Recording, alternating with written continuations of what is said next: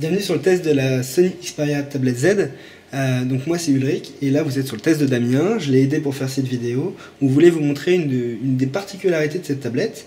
Donc pour résumer cette tablette, écran 10,1 pouces, elle tourne sur Android Jelly Bean. On trouve bien sûr toute la solution logicielle de Sony avec les différentes applications de Sony comme Walkman, Album, Film.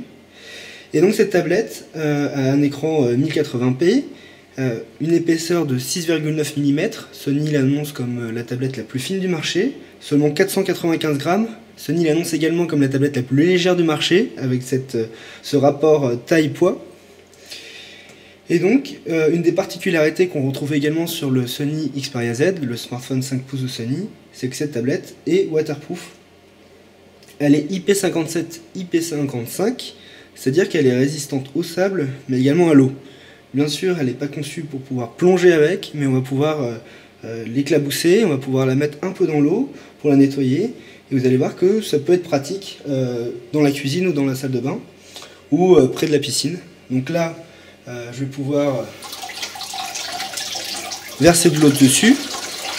Comme on peut le voir, l'eau agit sur l'écran tactile, donc l'écran est inutilisable lorsque l'eau est dessus. Dès lors qu'il y a quelques gouttes, ça fonctionne. Voilà. Mais dès qu'il y a trop d'eau, ça fonctionne pas du tout. Et ça va même faire n'importe quoi sur l'écran. D'où dans nos tests cet écran où l'eau s'est amusée à mettre des icônes partout dans tous les sens.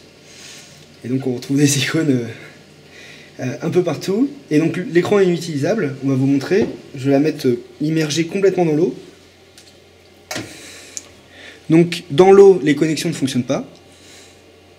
Donc tout ce qui est Wi-Fi, 3G, 4G, ça ne passe pas dans l'eau, et également le Bluetooth. Et autre particularité, c'est qu'une fois qu'on l'a immergé, les petites enceintes qui se trouvent à ce niveau-là sont complètement étouffées par l'eau. Il va falloir attendre quelques minutes pour que le son reprenne de sa puissance. Je vais vous faire une démonstration. Voilà, donc là on est presque au son maximum. Et donc les enceintes sont complètement ridicules lorsqu'elles sont étouffées, elles servent pas à grand chose. Le son est de mauvaise qualité. Non, il n'y a quasiment pas de basse et donc elles sont étouffées. Donc bien sûr la tablette est waterproof et résistante à l'eau une fois qu'on a mis en place tous les petits caches.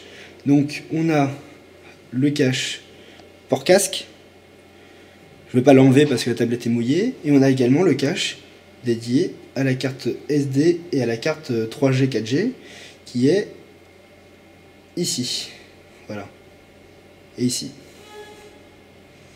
Une fois qu'on a mis en place ces caches, vous pouvez y aller, vous pouvez la tremper, vous pouvez la mettre sous l'eau. La tablette reste très résistante. Je vous invite à lire en entier le test de Damien qui sera beaucoup plus complet que cette vidéo qui était une vidéo de prise en main. On voulait vous montrer en particulier la fonction waterproof. Cette tablette sera disponible au mois de mai. C'est une des tablettes les plus réussies sous Android, en particulier grâce à son design très plat, très mince, un poids très léger, mais également de très bonne performance. On trouve également un port infrarouge qui permet de la transformer en télécommande universelle, mais également cette capacité waterproof et cette résistance au sable qui en fait une tablette, j'ai envie de dire, tout terrain.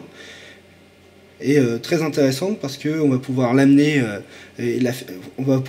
petit peu dans toutes les pièces de sa maison sans craindre qu'elle reçoive de l'eau dessus ou qu'elle tombe parce qu'elle est également résistante au choc.